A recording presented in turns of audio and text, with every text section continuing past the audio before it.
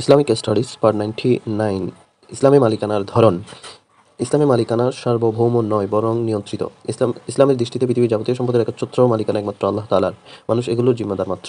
আসমান ও জমিনে যা কিছু আছে সবই আল্লাহর। বলা আছে সূরা বাকারার 284 নং আয়াত। নবমণ্ডল ও ভূমণ্ডলে যা কিছু আছে সবকিছুই ব্যবহারের পূর্ণ অধিকার দেওয়া হয়েছে, সূরা লুকমান 20 নং আয়াত। উদ্দেশ্যমূলক। ইসলামী অর্থনীতিতে সম্পদের মালিকানা উদ্দেশ্যবিহীন নয়। ইহকাল ও পরকালের কল্যাণের বিষয়টি মাথায় রেখে মানুষ তার সম্পদ ব্যবহার করবে। সকল মানুষের প্রবেশাধিকার। ইসলামের দৃষ্টিতে পৃথিবীর সকল মানুষ একই পরিবারের সন্তান। প্রকৃতির সকল দান ও সকল জাগতিক দ্রব্য সামগ্রীতে সকল মানুষের অধিকার থাকবে। ইসলামী অর্থনীতিতে সম্পদ কিছু মানুষের নিকট কুক্ষিগত থাকার সুযোগ নেই, যেন ধনৈশ্বর্য কেবল তোমাদের বিত্তশালীদের মধ্যে পুঞ্জীভূত না হয়, সূরা হাশর 7। পূর্ণ অর্থনৈতিক ব্যবহার। ইসলামী অর্থনীতিতে মানুষ আল্লাহর প্রতিনিধি হিসেবে সকল সম্পদের পূর্ণ অর্থনৈতিক ব্যবহার নিশ্চিত করবে।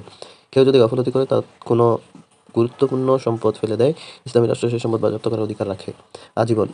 একজনের মালিকানা তার জীবনকালের মধ্যে সীমাবদ্ধ। তার মৃত্যুর পর সেই সম্পদ ইসলামের উত্তরাধিকার আইন অনুযায়ী তার ওয়ারিসদের মধ্যে প্রথমে জাওয়িল ফুরুজ, এরপর আসাবাদের মধ্যে বণ্টন হয়ে থাকে।